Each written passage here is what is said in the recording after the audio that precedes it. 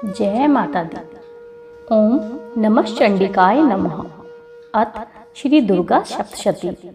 पहला अध्याय। महर्षि का राजा सूरत और समाधि को देवी की महिमा बताना। महर्षि मार्कंडेय जी बोले कि सूर्य के पुत्र सार्वणी की उत्पत्ति की कथा विस्तार पूर्वक कहता हूँ, सुनो। सार्वणी महामाया की कृपा से जिस प्रकार मनवंतर के स्वामी हुए उसका हाल भी सुनो। पहले सरोचिष नामक मनवंतर में चैत्रवंशी सूरत नाम के एक राजा थे। सारी पृथ्वी पर उनका राज्य था। वह प्रजा को अपने पुत्र के समान मानते थे, तो भी कोला विध्वंसी राजा उनके शत्रु बन गए। दुष्टों को दंड देने वाले राजा सूरत की उनके साथ लड़ाई हुई। कोला विध्वंसियों की संख्या कम होने पर भी राजा सूरत युद्ध में हार गए। तब वह अपने नगर में आ गए। केवल अपने देश के राज्य ही उनके पास रह गए और वह उसी देश के राजा होकर राज्य करने लगे। किंतु उनके शत्रुओं ने उन पर वहां भी आक्रमण कर दिया। राजा को बलहीन देखकर उसके दुष्ट मंत्रियों ने राजा की सेना और खजाना अपने अधिकार में कर लिया। राजा सूरत अपने राज्य अधिकार को हारकर शिकार खेलने के बहाने घोड़े पर सवार होकर वहां से एक घने वन की ओर चले गए। उस वन में उन्होंने महर्षि मेधा का आश्रम देखा। वहां मेधा महर्षि अपने शिष्यों और मुनियों से सुशोभित हो रहे थे और वहां कितने ही हिंसक जीव परम शांति के भाव से रहते थे। राजा सूरत ने महर्षि मेधा को प्रणाम किया और महर्षि ने भी उनका उचित सत्कार किया। राजा सूरत महर्षि के आश्रम में कुछ समय तक ठहरे। अपने नगर की ममता के आकर्षण से राजा अपने मन में सोचने लगे, पूर्व काल में पूर्वजों ने जिस नगर का पालन किया था वह आज मेरे हाथ से निकल गया। मेरे दुष्ट और दुरात्मा मंत्री मेरे नगर की अब धर्म से रक्षा कर रहे होंगे या नहीं, और मेरे दुष्ट एवं दुरात्मा मंत्रियों द्वारा व्यर्थ ही धन को व्यय करने से संचित किया हुआ मेरा खजाना एक दिन अवश्य खाली हो जाएगा। इस प्रकार की बहुत सी बातों को सोचता हुआ राजा निरंतर दुखी रहने लगा। एक दिन राजा सूरत ने महर्षि मेधा के आश्रम के निकट एक वैश्य को देखा। राजा ने उससे पूछा, भाई तुम कौन हो? यहाँ तुम्हारे आने का क्या कारण है और तुम मुझे शोकग्रस्त अनमने से दिखाई देते हो, इसका क्या कारण है? राजा के यह नम्र वचन सुन वैश्य ने महाराजा सूरत को प्रणाम करके कहा कि हे राजन, मेरा नाम समाधि है। मैं धनियों के कुल में उत्पन्न हुआ एक वैश्य हूँ।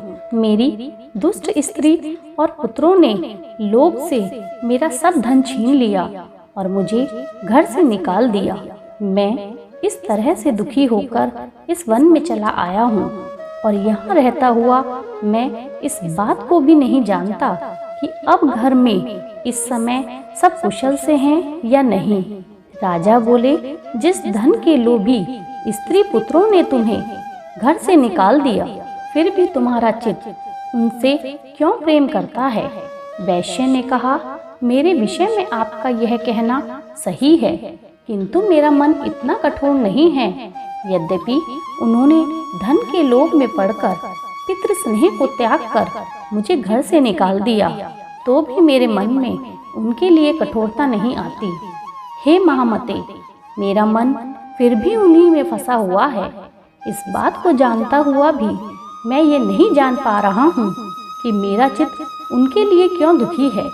महर्षि मार्कंडेय ने कहा, हे ब्राह्मण, इसके पश्चात महाराजा सूरत और वह वैश्य दोनों महर्षि मेधा के समीप गए और उनके साथ यथा योग्य न्याय भाषण करके दोनों ने वार्ता आरंभ की।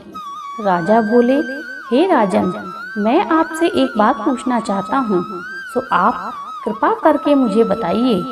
मेरा मन मेरे अधीन नहीं है, इससे मैं बहुत दुखी हूँ।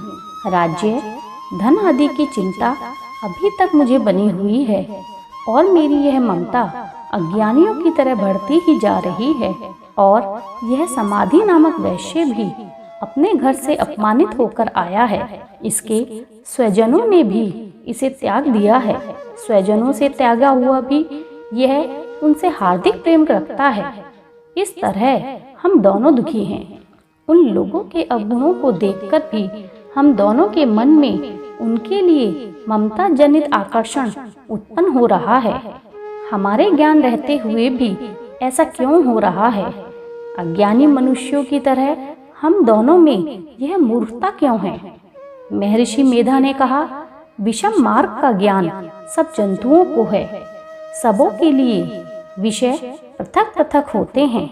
कुछ प्राणी दिन में नहीं देखते और कुछ रात को, परंतु कोई जीव ऐसे होते हैं जो दिन और रात दोनों में देख सकते हैं। यह सत्य है कि मनुष्यों में ज्ञान प्रधान है, किंतु केवल मनुष्य ही ज्ञानी नहीं होता। पशु पक्षी आदि भी ज्ञान रखते हैं। जैसे यह पशु पक्षी ज्ञानी है, वैसे ही मनुष्य का ज्ञान है। और जो ज्ञान मनुष्य में है वह ही पशु पक्षियों में है, तथा अन्य बातें भी दोनों में एक जैसी पाई जाती हैं। ज्ञान होने पर भी इन पक्षियों की ओर देखो कि अपने भूख से पीड़ित बच्चों की चोंच में कितने प्रेम से अन्न के दाने डालते हैं। हे राजन, ऐसा ही प्रेम मनुष्य में अपनी संतान के प्रति पाया जाता है। लोभ के कारण अपने उपकार का बदला पाने के लिए मनुष्य पुत्रों की इच्छा करते हैं और इस प्रकार मोह के गड्ढे में गिर जाते हैं। भगवान श्री हरि की जो माया है, उसी से यह संसार मोहित हो रहा है। इसमें आश्चर्य की कोई बात नहीं है, क्योंकि वह भगवान विष्णु की योग निद्रा है। यह माया ही तो है जिसके कारण संसार मोह में जकड़ा हुआ है। यही महामाया भगवती देवी ज्ञानियों के चित्त को बलपूर्वक खींचकर मुंह में डाल देती है और उसी के द्वारा संपूर्ण जगत की उत्पत्ति है। यही भगवती देवी प्रसन्न होकर मनुष्य को मुक्ति प्रदान करती है। यही संसार के बंधन का कारण है तथा संपूर्ण ईश्वरों की भी स्वामिनी है। महाराज सूरत ने पूछा, हे भगवान, वह देवी कौन सी है जिसको आप महामाया कहते हैं? हे ब्राह्मण, वह कैसे उत्पन्न हुई और उसका क्या कार्य है? उसके चरित्र कौन कौन से हैं? हे प्रभु, उसका जैसा स्वभाव हो, जैसा स्वरूप हो, वह सब कृपा करके हमसे कहिए। मैं आपसे सुनना चाहता हूँ। महर्षि मेधा बोले, हे राजन, वह देवी तो नित्य स्वरूपा है। उसके द्वारा ही यह संसार रचा गया है। तब भी उसकी उत्पत्ति अनेक प्रकार से होती है। जब भगवान विष्णु शेष शैया पर सो रहे थे, तब मधुकैटभ नामक 2 असुर उनके कान के मैल से प्रकट हुए और वह श्री ब्रह्मा जी को मारने के लिए तैयार हो गए। श्री ब्रह्मा जी ने जब उन दोनों को अपनी ओर आते देखा और यह भी देखा कि भगवान विष्णु योग निद्रा का आश्रय ले रहे हैं, तो वह उस समय श्री भगवान के जगाने के लिए उनके नेत्रों में निवास करने वाली योग निद्रा की स्तुति करने लगे। श्री ब्रह्मा जी ने कहा, हे देवी, तुम ही स्वहा, तुम ही स्वधा और तुम ही वष्टकार हो। स्वर भी तुम्हारा ही स्वरूप है। तुम ही जीवन देने वाली सुधा हो। तुमने ही इस जगत की रचना की है और तुम ही इस जगत का पालन करने वाली हो और तुम ही कल्प के अंत में सबको भक्षण करने वाली हो।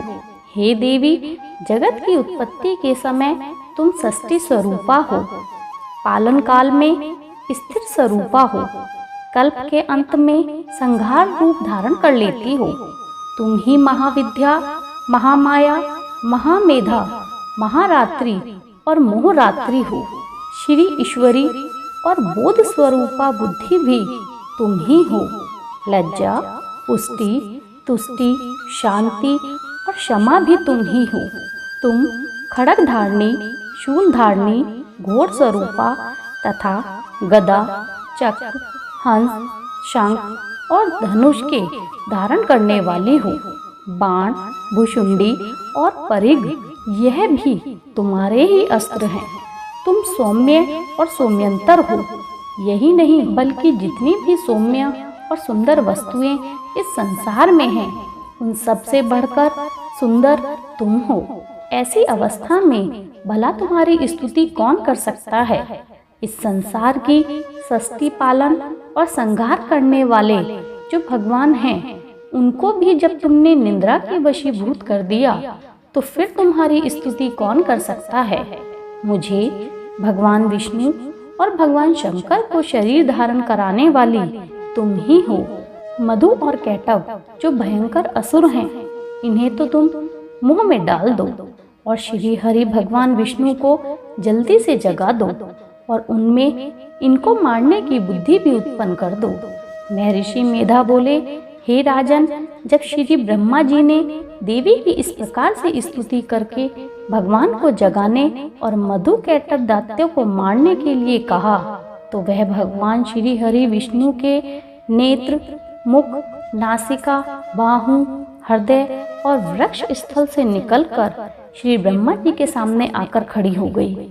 उनका ऐसा कहना था कि भगवान श्री हरि तुरंत जाग उठे और दोनों असुरों को देखा, जो कि अत्यंत बलवान और पराक्रमी थे और जो ब्रह्मा जी का वध करने के लिए तैयार थे। तब क्रुद्ध हो उन दोनों दुरात्मा असुरों के साथ भगवान श्री हरि पूरे 5000 वर्ष तक लड़ते रहे। एक तो वह अत्यंत बलवान और पराक्रमी थे, दूसरे महामाया ने उन्हें मुंह में डाल रखा था। अतः वह श्री भगवान से कहने लगे, हम दोनों तुम्हारी वीरता से प्रसन्न हैं, तुम हमसे कोई वर मांगो।